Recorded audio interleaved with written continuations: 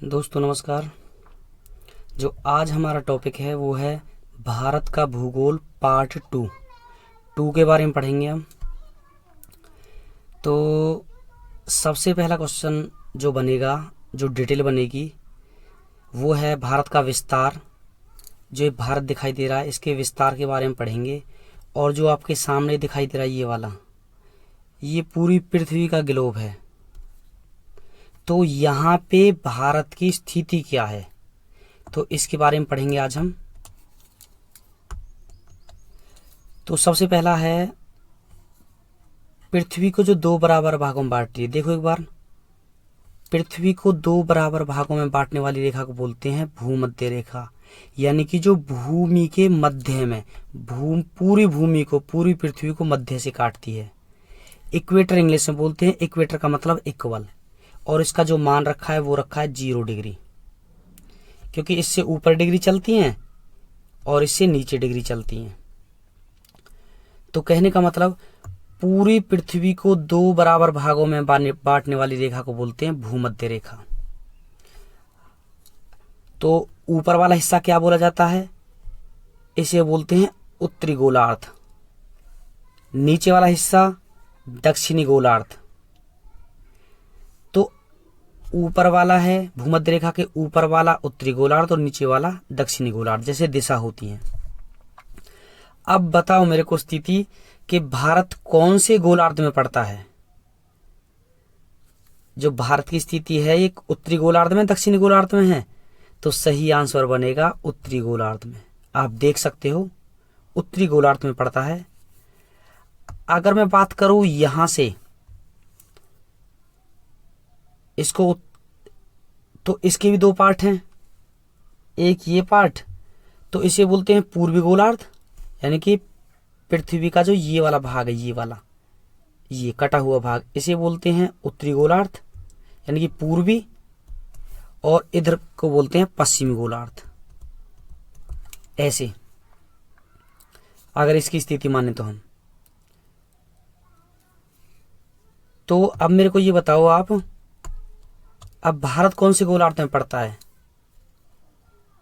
अब यहां तो ये होगा पूर्वी गोलार्ध और यहां होगा पश्चिमी गोलार्ध। तो भारत की एक्चुअल स्थिति हुई उत्तरी पूर्वी गोलार्ध, जो ये स्थिति है।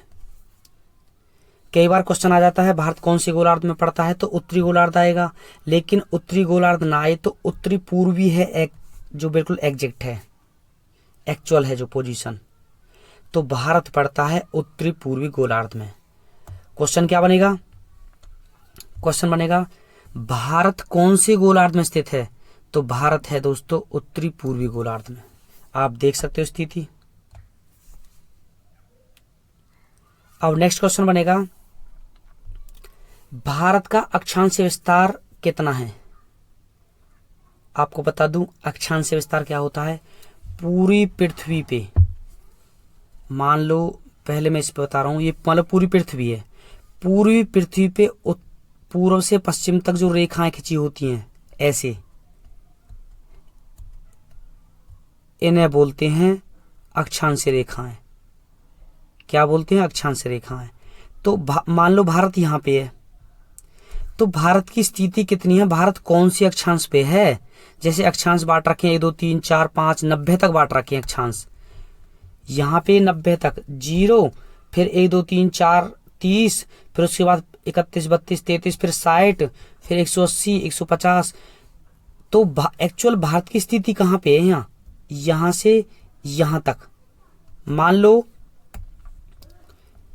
थोड़ा और करके बता देता हूं मैं विस्तार आपका। ये पूरी पृथ्वी पे अक्षांश रेखाएं, ये वाली इन्हें बोलते हैं पूर्व से पश्चिम तक खिंची हुई रेखाएं अक्षांश। तो कहने का मतलब भारत कौन सी अक्षांश रेखाओं के बीच स्थित है, उसका पॉइंट क्या है। तो थोड़ा सा बढ़ाकर दिखा रहा हूं मैं आपको।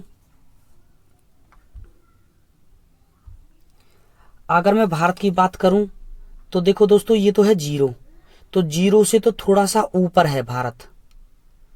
कहने का मतलब स्थिति और ये देखना हमें कहां से कहां तक है अक्षांश विस्तार भारत का। तो यहां देखो ये 0 है जहां पे हाथ चल रहा है, जीरो से थोड़ा ऊपर है, 1 2 3 4 5 6 7 8, कहीं ना कहीं यहाँ 8 आ जाता है। और 8.4 डिग्री पे भारत शुरू होता है, यहां से इसे 8.4 मानेंगे। और यहाँ पे 30 है, लेकिन 30 में देखोगे तो कहीं ना कहीं पूरे भारत का छोर नहीं आ रहा, ये पंजाब में जाके पड़ता है। तो थोड़ा सा 30 के बाद बढ़ेंगे, 31 32 33 34 35 36 37.6। तो कहीं ना कहीं ये स्थिति है भारत की। कहने का मतलब है दोस्तों, यहां पे अगर हम बढ़ते चले जाएं तो ये है आपका 37.6, तो ये बनेगा, और 8.4 बनेगा ये। कहने का मतलब ये है कि जो भारत की स्थिति है वो 37.6 और नीचे 8.4, तो ये है भारत का अक्षांश विस्तार। इस अक्षांश पे पड़ता है भारत, इस वाले पे, ये अक्षांश विस्तार है भारत का। ये देख लो भाई, ये वाला। तो भारत का अक्षांश विस्तार हुआ 8.4 से लेकर 37.6 तक, ये अक्षांश विस्तार भारत का। हम 30 ना मान के 30 से थोड़ा ऊपर, और यहां स्थिति बन जाती है 37.6 की, और यहां बन जाती है 0 से लेकर 8 तक। तो ये हुआ भारत का अक्षांश विस्तार। आंसर इस तरीके से लिखना है, अक्षांश विस्तार उत्तरी अक्षांश 8.4 डिग्री से 37.6, ये देखना है आपको। अब पेपर आपने देखा होगा, मैप में ऐसे दिखा के रखते हैं। हम सोचते हैं जैसे 37.6 और 8.4, बहुत से सोचते हैं उत्तर से दक्षिण तक है भाई। ये तो आपको भारत नहीं देखना, पूरी पृथ्वी पे यहाँ ये स्थिति देखनी है, ये वाली भारत की, ये वाली स्थिति भारत की, ये वाली स्थिति देखनी है, ये वाली। ये अक्षांश है पूरी पृथ्वी पे, तो ये वाला देखना है आपको। आपको देखना है यहाँ पे क्या लिखा हुआ 36, और 36 के बाद ऊपर तक आते आते 37.6 लास्ट है हमारा जो है विस्तार, इसे बोलते हैं इंदिरा कौल। और जो यहाँ है कन्याकुमारी अंतरिप, ये है, आप नीचे देखो गौर करो, 8 है, 8 के बाद थोड़ा सा नीचे है हमारा पॉइंट, तो 8.4 डिग्री, यानी कि इसे मिनट मानते हैं 4 minute, 8 degree 4 minute 37 degree 6 minute. तो कहने का मतलब भारत का अक्षांश विस्तार हुआ 8 डिग्री 4 मिनट से लेकर 37 डिग्री 6 मिनट, उत्तरी अक्षांश। अब नेक्स्ट है भारत का देशांतरीय विस्तार। देशांतरीय आप क्या कहोगे? देशांतरीय का मतलब पूरी पृथ्वी पे उत्तर से दक्षिण तक ऐसे रेखा खींची हुई है, ऐसे ऐसे, ये इन्हें बोलते हैं देशांतर रेखा, जो उत्तर से दक्षिण तक खींची हुई है। और इन्हें बोलते हैं अक्षांश रेखा, जो पूर्व से पश्चिम खींची हुई है। लेकिन पूर्व से पश्चिम तक तो मैंने स्थिति बता दी। पूर्व से पश्चिम तो है जो अभी बताइए 8.4 डिग्री से 37.6।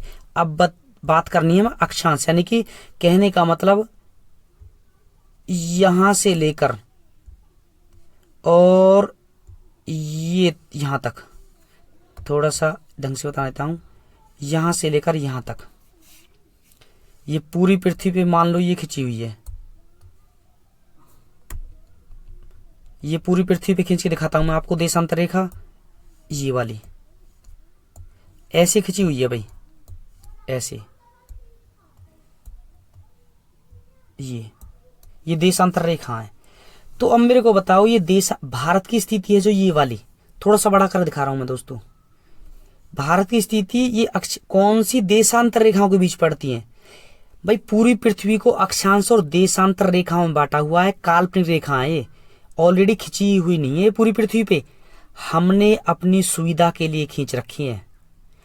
तो कौन सी अक्षांश रेखाओं के बीच पड़ता है भारत? देखो एक बार हाथ जहां दिखाई दे रहा है, तो अक्षांश रेखा है, थोड़ा सा बड़ा करके देखोगे तो कहीं ना कहीं 90, यहां पे क्या है 60, तो साइड का मतलब थोड़ा सा साइड से ऊपर है भाई। और यहाँ पे क्या है, 90, 90 पे प्रॉपर खत्म ना हो कि यहाँ पे खत्म है, तो थोड़ा सा 90 से ऊपर है, तो साइड से ऊपर 60, 61, 62, 63, 64, 65, 68 की स्थिति पे है यहाँ पे। तो कहने का मतलब भारत का जो विस्तार है वो है 68.7 से लेकर 90 से थोड़ा सा ऊपर है यहाँ पे, तो 95.25 यानी कि 95 डिग्री 25 मिनट पे है भारत का देशांतरीय विस्तार। यहाँ पे ये हुआ, यहाँ पे 68 और यहाँ पे हुआ 95। थोड़ा सा बड़ा कर देख लो इसको, यहाँ पे ये वाला। तो भारत का जो विस्तार है वो है 68.7। देखो साइड से थोड़ा ऊपर है, अगर इस लाइन को देखोगे खिंची हुई जो लाइन साइड वाली दिखाई दे रही है आपको, थोड़ा सा ऊपर है, तो ये हुआ 68.7 से 68 डिग्री 7 से लेकर, और 90 से थोड़ा ऊपर और 120 से थोड़ा अंदर की तरफ, तो 97 डिग्री 25 मिनट पे भारत का देशांतरीय विस्तार है। इसलिए बोला जाता है भारत का देशांतरीय विस्तार कितना है। तो आंसर है भारत का देशांतरीय विस्तार है 68.7। पूर्वी देशांतर है भैया, पूर्वी मान लेना, पूर्वी 97 डिग्री 25 मिनट पूर्वी देशांतर के मध्य, ये है भारत का विस्तार। अब नेक्स्ट क्वेश्चन बनेगा भारत का देशांतरीय अंतर। अब तुम कहो जी अंतर क्या है, देशांतरीय अंतर? तो देशांतरीय अंतर का मतलब है दोस्तों 90 डिग्री में से 68 डिग्री घटा देना, आपका देशांतरीय अंतर आ जाएगा। 97 डिग्री 25 मिनट से 68 डिग्री 7 मिनट घटा देना, अंतर आ जाएगा आपका। नेक्स्ट क्वेश्चन, कौन सा महत्वपूर्ण अक्षांश भारत को लगभग 2 बराबर भागों में बांटता है? तो 2 बराबर भागों में कौन सी रेखा बांट रही है भाई? 2 बराबर भागों में कहने का मतलब पूरी पृथ्वी को 2 बराबर भागों में बांटने वाली ये रेखा है जो दिखाई दे रही है, ये डॉट डॉट वाली थी, ये वाली, ये। तो इसका मान, इसकी वैल्यू कितनी है? ये तो मेरे हिसाब से देखना भाई 30 से थोड़ा नीचे है। ये 30 है तो 30 से थोड़ा नीचे है जो बराबर भागों में बांट रही है। और ये आपको बता दूं, ये है रेखा, देखते हैं यहाँ पे, ये है ट्रॉपिक ऑफ कैंसर। कैंसर का मतलब कर्क रेखा, और कर्क रेखा का मान है 23.5 डिग्री। तो भारत को जो 2 बराबर भागों में बांटने वाली रेखा है वो है कर्क रेखा, और कर्क रेखा का मान की बात करूं तो वो है 23.5 डिग्री। मैं लिख देता हूं 23.5 डिग्री। ये है अक्षांश जो भारत को लगभग 2 महत्वपूर्ण बराबर भागों में बांटता है। नेक्स्ट क्वेश्चन है, मालदीव और मिनिकॉय के मध्य कौन सा चैनल गुजरता है, यानी कि कौन सी डिग्री आई हुई है? ये चैनल बोल दो, डिग्री बोल दो। तो मालदीव और मिनिकॉय, देखते हैं मालदीव और मिनी कहाँ है। लक्षद्वीप ये रहा, उसके नीचे मिनिकॉय है, और उसके नीचे क्या है देखो। अब आप लक्षद्वीप और मिनिकॉय, इन दोनों को 9 डिग्री चैनल अलग करता है। ये 9 डिग्री पे है भारत, यहाँ पे मिनिकॉय के नीचे मालदीव है, यहाँ पे डिग्री हुई 8 डिग्री। और तो कहने का मतलब थोड़ा सा बड़ा कर देखो, भारत की जो ये वाली रेखा है जहां पे भारत खत्म हो रहा है, थोड़ा सा नीचे लिख दिया मैंने। तो लक्षद्वीप और मिनिकॉय को अलग करने वाली जो डिग्री है, चैनल है, वो है 9 डिग्री चैनल। और मिनिकॉय और मालदीव को जो अलग करता है चैनल, उसे बोलते हैं 8 डिग्री चैनल। ऐसे ही अंडमान और कार निकोबार को अलग करने वाला है 10 डिग्री चैनल। देख लेना भाई, कहने का मतलब यहाँ पे जो लाइन खींचेगी वो खींचेगी 10 डिग्री। थोड़ा खींच के दिखा देता हूं मैं आपको। यहाँ पे आ गया 10 डिग्री, यहाँ पे आ गया 8 डिग्री, और यहाँ पे आ गया 9 डिग्री। तो थोड़ा सा बड़ा करके देखो इसको। तो लक्षद्वीप और मिनिकॉय के बीच है 9 डिग्री चैनल। मिनिकॉय और मालदीव के बीच है 8 डिग्री चैनल। अंडमान और कार निकोबार के बीच है 10 डिग्री चैनल। अब देखते हैं क्वेश्चन जो बनेगा, मालदीव और मिनिकॉय के बीच जो चैनल है वो है 8 डिग्री चैनल। मिनिकॉय और मालदीव, ये वाला मिनिकॉय और मालदीव के बीच है 8 डिग्री चैनल। आप ट्रिक लगा लेना, मैं से शुरू का मैं ले लो और इसका मी ले लो, यानी कि मामी बना लो। माँ का मतलब मालदीव और मी का मतलब मिनिकॉय। तो मामी के पास कितने रुपए हैं? 8 रुपए। अब दूसरा क्वेश्चन बनेगा, लक्षद्वीप और मिनिकॉय के बीच कौन सा चैनल है? ये है 9 डिग्री चैनल। आप देख सकते हो, दोबारा दिखा रहा हूं मैं आपको, यानी कि लक्षद्वीप और मिनिकॉय के बीच कौन सा डिग्री चैनल है? 9 डिग्री चैनल। आप ट्रिक लगा लेना, लक्ष्य का मतलब लक्ष्य और मी का मतलब मी, लक्ष्मी बोल दो। तो लक्ष्मी के पास कितने रुपए हैं? 9 रुपए। मामी के पास 8 रुपए, लक्ष्मी के पास 9 रुपए। अब नेक्स्ट है, अंडमान और कार निकोबार में कौन सा चैनल गुजरता है? तो यहाँ है 10 डिग्री चैनल, और ये आपको मैंने दिखा रखा 10 डिग्री चैनल, ये रहा। तो ट्रिक लगा लेना इसकी भाई, यानी कि अंडमान और कार निकोबार, कार में कितने रुपए रखे हैं? 10 रुपए। तो आपकी टोटली ट्रिक बन जाएगी 8 डिग्री चैनल, 9 की और 10 की डिग्री चैनल बन जाएगी। मामी, लक्ष्मी, कार में, यानी कार में बैठे हैं। तो मामी का मतलब मालदीव मिनिकॉय, लक्ष्मी का मतलब लक्षद्वीप और मिनिकॉय, और कार का मतलब कार निकोबार। तो मामी, लक्ष्मी, कार में, ये ट्रिक बना लेना। 8, 9, 10 या बना लेना, मामी के पास 8 रुपए, लक्ष्मी के पास 9 रुपए, कार में कितने रुपए रखे हैं? 10। तो ये आपकी ट्रिक बन जाएगी। ये इस पे ही पढ़ते हैं दोस्तों, ये वाली जो लाइन है ये पूरी पृथ्वी की, ये दिखा रखे हैं चैनल। तो थोड़ा सा बढ़ा करके और देख लो लास्ट में, यहाँ पे जो लाइन खींचेगी वो 9 डिग्री है इनके बीच में थोड़ा ऊपर 10 डिग्री है, और इनके बीच में 8 डिग्री है, ये है। नेक्स्ट क्वेश्चन है, भारत का क्षेत्रफल पाकिस्तान के क्षेत्रफल से कितना गुना बड़ा है? तो ये है दोस्तों 4 गुना बड़ा। भारत का क्षेत्रफल 32.8 लाख किलोमीटर है, तो पाकिस्तान का हुआ बटे 4, इनकी करीबन 8 लाख किलोमीटर। तो पाकिस्तान का 8 लाख किलोमीटर है और भारत का इससे 4 गुना है, तो ये हुआ 32.8। और भारत क्षेत्रफल के मामले में पूरे विश्व में 7वें नंबर पे है, 7वें नंबर पे। नेक्स्ट क्वेश्चन,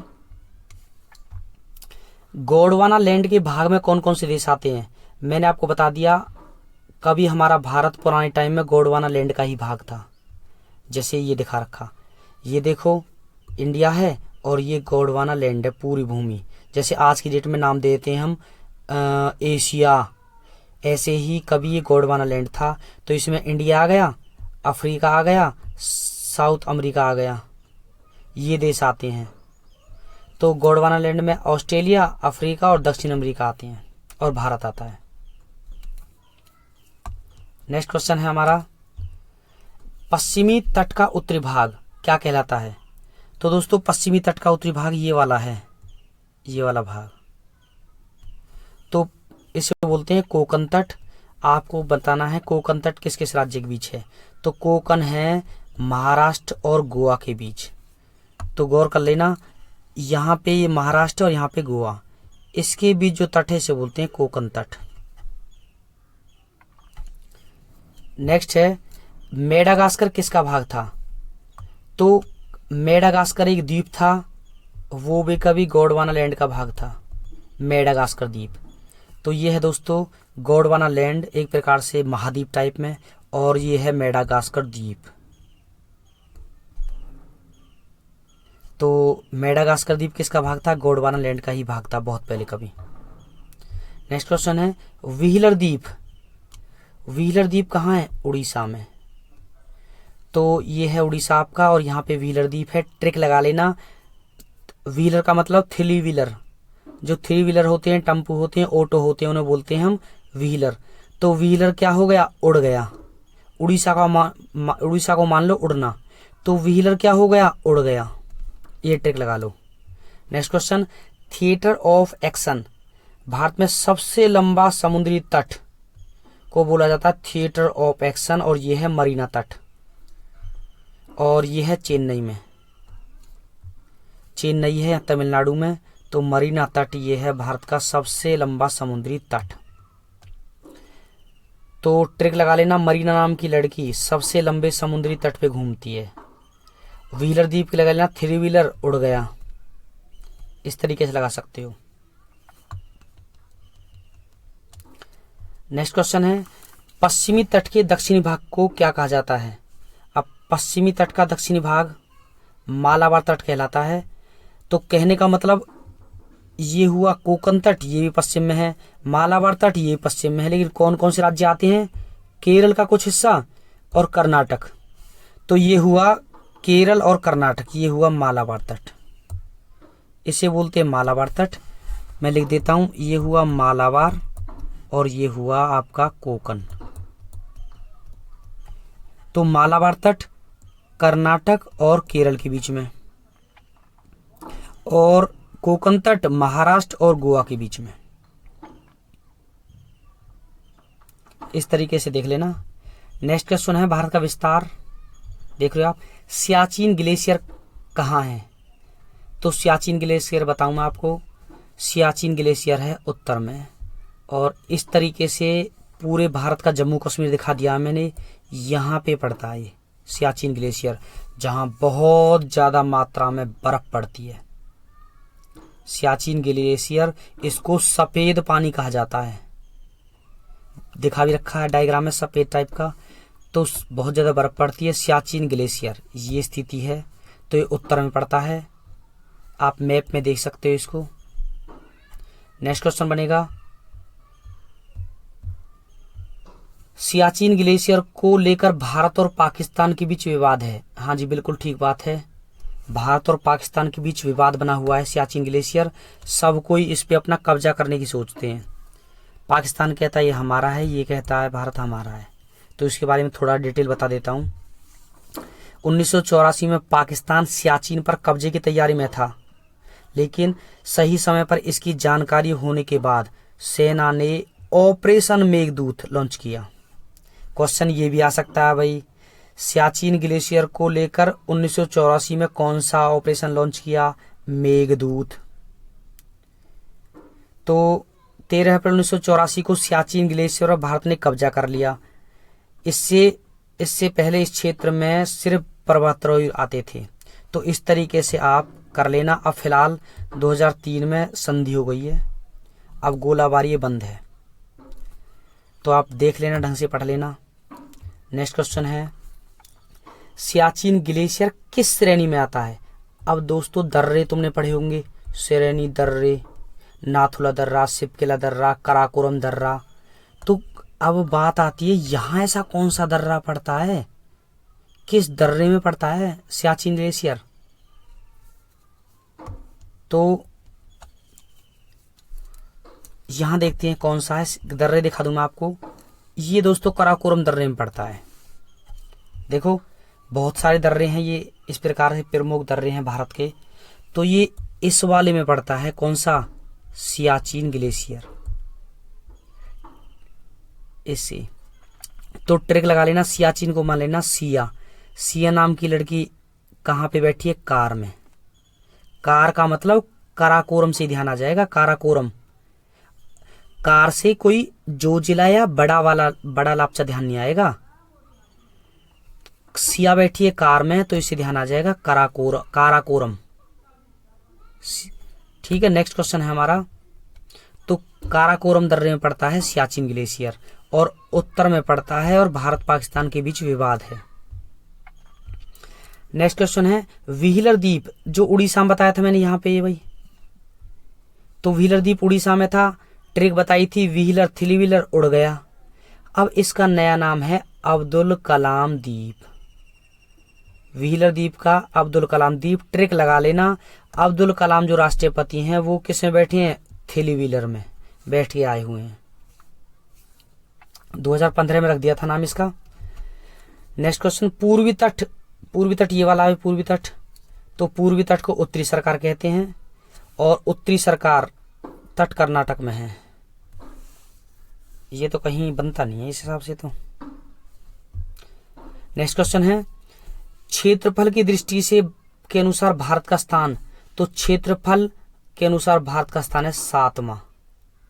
आपको बता दूं, पूरे विश्व में सबसे ज्यादा क्षेत्रफल है रूस का और भारत पड़ता है 7वें नंबर पे। नेक्स्ट है, 1869 में सुएज नहर खोली गई थी। बहुत बहुत इंपॉर्टेंट क्वेश्चन है, सुएज नहर का बता दूं मैं आपको। 1869 में खोली गई थी। खुलने से भारत और यूरोप के बीच की दूरी 7000 किलोमीटर की कम हो गई थी। 7000 किलोमीटर का मतलब जानते हो दोस्तों, पूरे भारत में यहां से यहां तक की लंबाई भी 3214 है। एक बार यहां से जाना, एक बार यहां से वापस फिर जाना, तब भी 7000 से कम ही बनेंगे। तो बहुत इंपॉर्टेंट है। सुएज नहर कब खोली गई थी, 1869 में। ट्रिक लगा लेना, हम 69 हो गए, यानी कि 69 का मतलब कहते नहीं है गंगा स्नान करके 69 हो गए। तो ऐसे ही हम 69 हो गए, क्या, सुएज नहर खुलने से। सुएज नहर भूमध्य सागर और लाल सागर को अलग करती है। अगर सागर की बात करूं तो कौन सा, लाल सागर और भूमध्य सागर को अलग करती है सुएज नहर। ट्रिक लगा लेना, भू का मतलब भूमध्य सागर और ला का मतलब लाल सागर। तो सुएज नहर की ट्रिक है भूला। भूला, सुएज नहर को हम भूल गए। तो भू का मतलब भूमध्य सागर और ला का मतलब लाल सागर। ये भी लगभग हर पेपर में आता रहता है, आपके भी दिन दुनिया के जितने भी टेस्ट हैं उनमें आता रहता है भूला। सुएज नहर को भूल गए, ट्रिक लगा लेना, भू का मतलब भूमध्य सागर, ला का मतलब लाल सागर। और कब खुली, 69 में। हमारा जीवन 69 हो गया, 69। और कितने किलोमीटर की दूरी कम हुई, 7000 किलोमीटर की दूरी किस किस के बीच, भारत और यूरोप के मध्य। व्यापार में आसान हो गया। तो नेक्स्ट है आपका, ये सुएज नहर है दोस्तों, ये देख सकते हो, ये भारत है और SUEZ को बोलते हैं सुएज। ये 7000 किलोमीटर की दूरी है लगभग, ये कम हुई।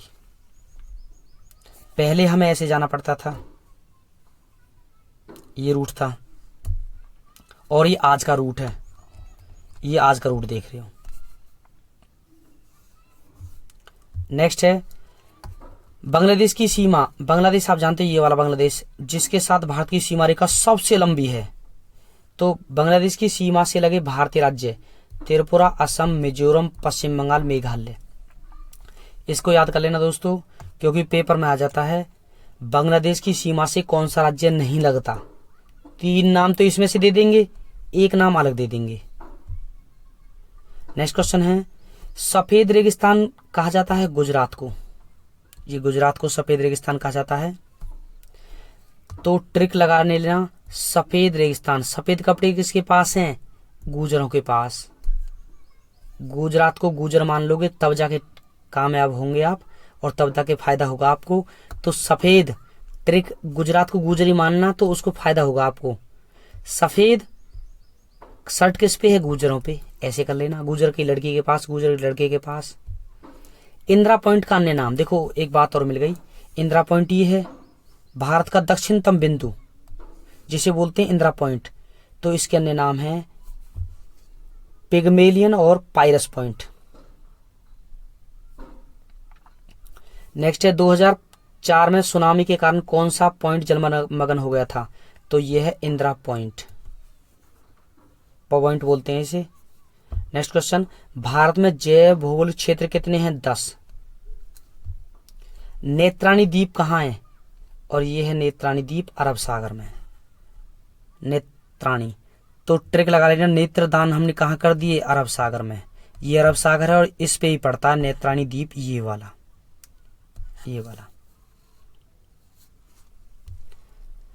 तो टॉपिक कंप्लीट है। थैंक यू दोस्तों, थर्ड पार्ट के लिए हमारे साथ बने रहिएगा।